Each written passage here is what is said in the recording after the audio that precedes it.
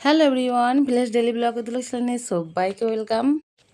এখন তো আমি আমার সোনা মামামকে রেডি করে দিচ্ছি, আর রেডি করে দিলেই ও স্কুলে চলে যাবে। আর আমার তো স্কুলে যতক্ষণ না সোনা মামাম যাচ্ছে ততক্ষণ তো ভীষণ থাকে কাজের তাড়া। আর যতটা সুন্দর করে গুছিয়ে ধীরে ধীরে চুলটা বাঁধা যায় ততটা সুন্দর করে দেওয়ার চেষ্টা করছি, কেননা চুলগুলো সামনের দিকে যেহেতু অনেক বেবি হেয়ার আছে সেই জন্য বেরিয়ে যাবে, তাই জন্য একটু ধীরে ধীরে দিচ্ছি। আর এই সামনে যে ছোট ছোট চুলগুলো এগুলো বাঁধতে ভীষণ সমস্যা হয়, কারণ এগুলো পেছনের দিকে যেতে চায় না, আর তাই জন্য বারবার করতে হয়। তবে যতটা সম্ভব আমি সুন্দর করে দেওয়ার চেষ্টা করছি আমার সোনা মামাকে রেডি করে, কারণ স্কুলে অনেকখানি থাকবে।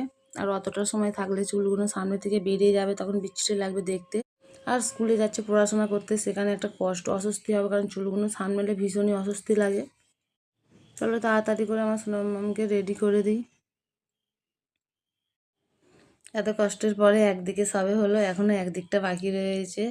দেখো ও কিন্তু খুব অস্থির হয়ে যায়, কারণ এই চুল বাঁধতে গেলে আসলে কি বলুন তো, মাথায় একটা টান পড়ে না, টান টান ভাব থাকে, তার জন্য ভীষণ কষ্ট হয়। কিন্তু কিছু করার নেই, চুলটা তো বেঁধে দিতেই হবে। আমি যদি এমনি ছেড়ে দিই স্কুলে, ও তাহলে স্কুলে কিন্তু গিয়ে থাকতে পারবে না, কারণ চুলগুলো এতটাই অস্বস্তি ফিল করাবে। আর তখন পড়াশোনায় একদম মনও থাকবে না, তাই যতটা সম্ভব সুন্দর করে গুছিয়ে দিচ্ছি। আর এটা করে রেডি হয়ে গেছে, ওর পাপার সঙ্গে চলে যাচ্ছে একদম টাটা দিয়ে। আর সবাইয়ের বাড়িতেই বাচ্চা থাকলে যেন সকালবেলাটা ভীষণ তাড়া থাকে। আর এরপর আমি চলে আসছি উনানে রান্না করতে। দেখো আজকের তো আমি উনানে রান্না করব, কারণ এখন গ্যাসের তো ভীষণ সমস্যা, আর গ্যাস সবসময় পাওয়া যাচ্ছে না, তাই জন্য উনানে রান্না বসিয়েছি। আর দেখো এই বর্ষার সময় ভীষণ সমস্যা হয় এই উনানগুলো ধরাতে, কারণ এত পরিমাণে ধোঁয়া হয় কি আর বলবো।